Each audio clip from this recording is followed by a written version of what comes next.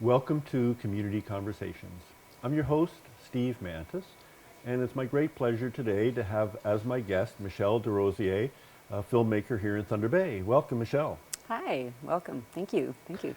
So, Michelle, let's just talk a little bit about your own background. Where did you grow up?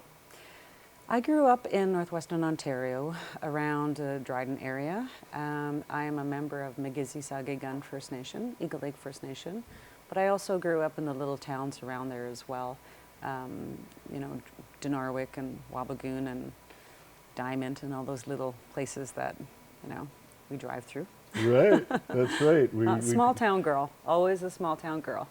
Well, So, tell me a little bit about that early days and what brought you eventually to Thunder Bay. I actually came to Thunder Bay when I was 18. I was a troubled youth. Weren't we all? Yeah, exactly. In my early days, and kind of hitchhiked here. And I was on Highway 17 and deciding which way I was going to go, whether it was going to be east or west. And I chose Thunder Bay because I had one friend here, and I ended up staying with her, and found a waitressing job. I think about 3 or 4 days into my stay here in the 80s, and waitressed for 10 years and went back to school, and just haven't left. So, in terms of your kind of work career, how's that progressed?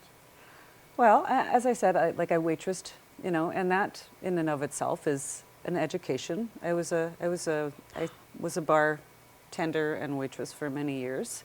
Well, I did a whole bunch of different other work in the community, and mostly minimum wage jobs.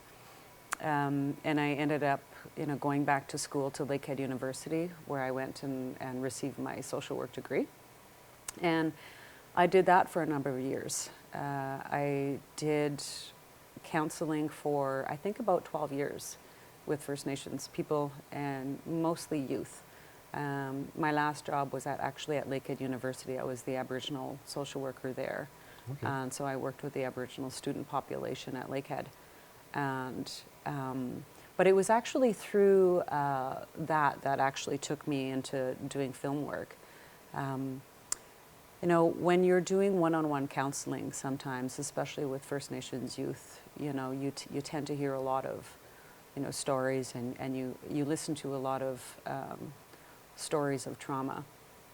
And for myself, I became burnt out, and I really wanted to do something different. Mm-hmm. I still felt like I needed to be helpful and to do something, to be part of the solution, and I wanted to do more than just the one-on-one counseling, and that's sort of what took me to Thunderstone Pictures, which was 10 years ago now, and that just kind of worked, and I found that storytelling through this medium fit with me, and for whatever reason, it's worked, and it's been very good to me, and now here I am.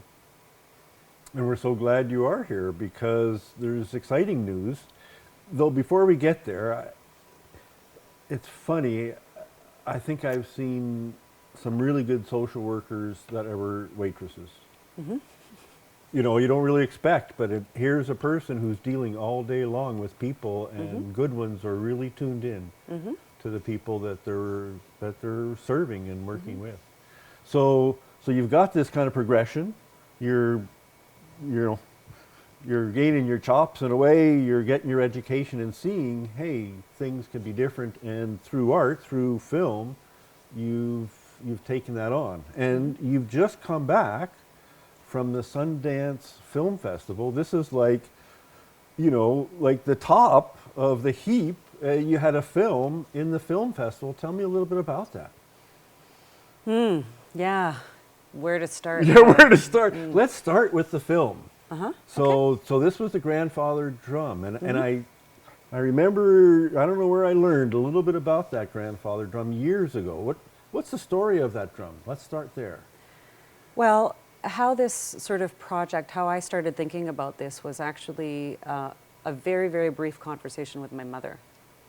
And even before sort of the concept started to emerge into a film, into the animation that it is now. But my mother had made a comment to me about my great grandfather and about the drum and about him and her being a child and remembering then being the drum sort of being part of the social fabric of our family and our community.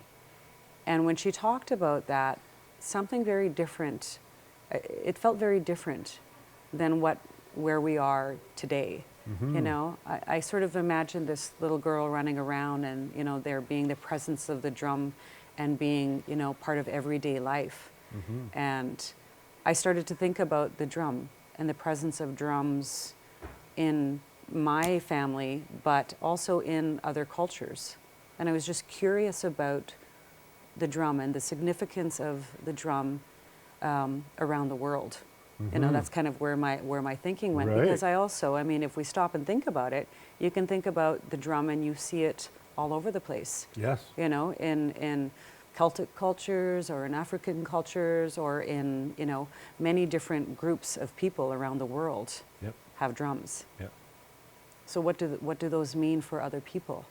You know, and what do they mean in our lives? And for myself, I know that for ourselves, as Anishinaabe, that's the heartbeat. You know, it's the heartbeat of all things.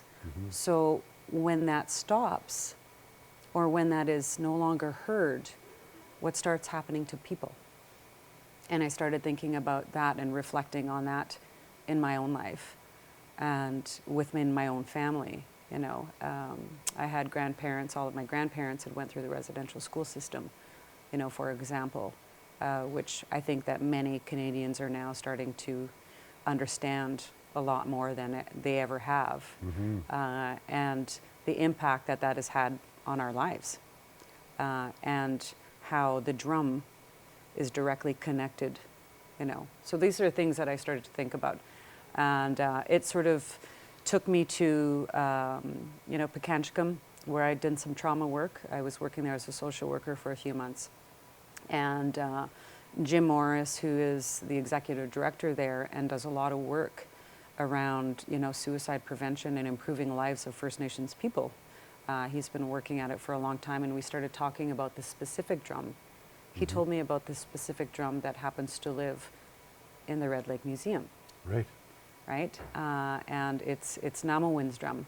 And so I started to focus my thoughts started to get a little bit narrowed down, which you have to do as a storyteller, you know.